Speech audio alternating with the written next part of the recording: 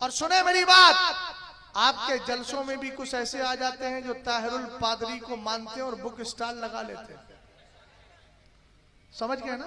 मुझे डर किसी से नहीं है, इसलिए कि मैं डरता हूं अपने रब से, किसी के बाप से नहीं डरता। मैं डरूं क्यों भाई? क्यों डरूं? इसलिए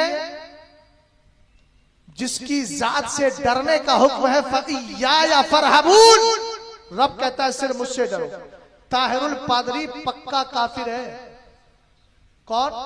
ताहिर को जानते हो? ताहिरुल कादरी जिसको कहते हैं, कनाडा में जो बैठा है अपने आकाओं की गोद में, ताहिरुल पादरी पक्का काफिर है। और अगर किसी को दलील चाहिए तो बैठे, अल्हम्दुलिल्लाह एक रही, जितनी दलीलें चाहिए उतनी दलीलें दूंगा।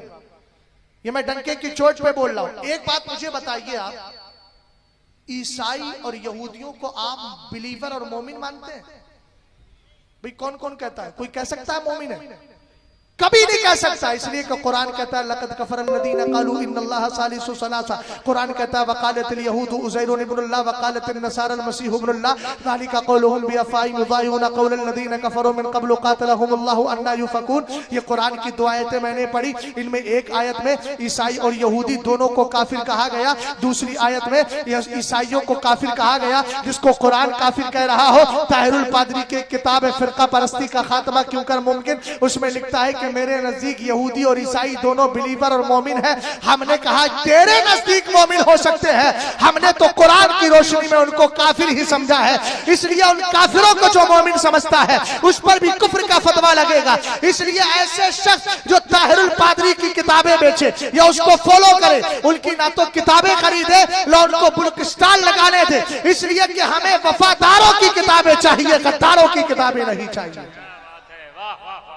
फ़इय्याकुम व इय्याहुम, हुजूर ने फरमाया उनसे बच के रहो।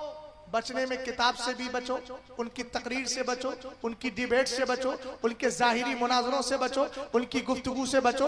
क्यों? ला युदिल्लूनकुम वला यफ्तिनूनकुम, कहीं ऐसा ना हो कि वो तुम्हें गुमराह कर दें, फितने में मुब्तला कर दें। इसलिए ईमान बचा के ले जाओ। ईमान बचा के लेकर जाओगे ना और ये कहते जाओगे लहद में इश्क़े रुखे शह का दाग लेके चले, अंधेरी रात सुनी थी चराग लेके चले। और जब कब्र में पहुंचोगे, साल 2 साल के बाद मुझ जैसा आदमी फातिहा पढ़ने आएगा और ज़बाने हाल से कहेगा बताओ क्या है, तो तुम भी ज़बाने हाल से जवाब दोगे खाक होकर इश्क में आराम से सोना मिला।